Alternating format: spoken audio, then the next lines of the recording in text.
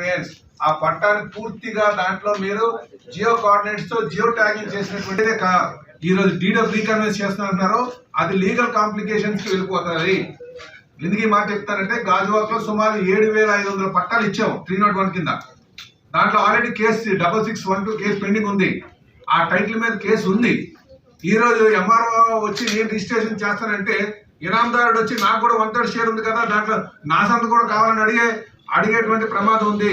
Already దాని మీద case కూడా ఫైల్ చేశారని చెప్పి తెలియజేస్తున్నాను. కనుక ఇప్పటికైనా సరే ప్రభుత్వం ఆలోచించి ఏ విధంగా అయితే మీరు జీవో నంబర్ 44 ఆ లిస్ట్ ఆఫ్ పట్టాలని రిజిస్టర్స్ పంపించామో, ఏ విధంగా అయితే ఆ రిజిస్టర్ ఆఫ్ పట్టాలు జీవీఎంసీకి పంపించామో అదే విధంగా మీరు ఒక్క మెమోతో ఆ పట్టాలన్నీ ఏదైతే 301 కింద ఇచ్చినటువంటి పట్టాలు, 388 కింద ఇచ్చినటువంటి పట్టాలు, 296 కింద ఇచ్చినటువంటి పట్టాల లిస్ట్ ని జీవీఎంసీకి రిజిస్ట్రార్కి పంపిస్తే సరిపోతుంది.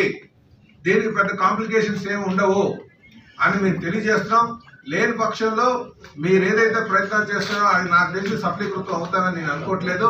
ఇంకొకటి ఏంటంటే ఇది కేవలం ఆర్థిక ఉపేక్షగా ఆర్థిక లబ్ధి కోసమే ఈ ప్రభుత్వం కావచ్చు, ఈ నాయకులు కావచ్చు, దళాలు కావచ్చు, వీళ్ళందరూ కూడా చేస్తున్నారని చెప్పి మేము తెలియజేస్తున్నాం.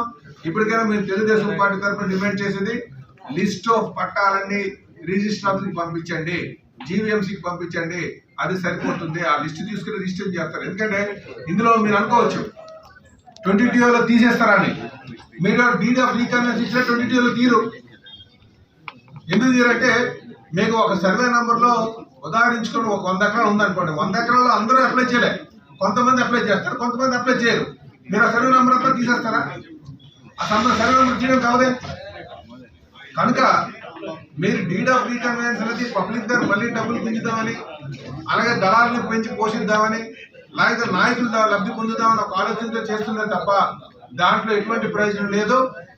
మళ్ళీ చెప్తున్నాం, మీరు లిస్ట్ ఆఫ్ పట్టాలు మేము ఏ విధంగా అయితే జీవో నంబర్ 44లో ఆ లిస్ట్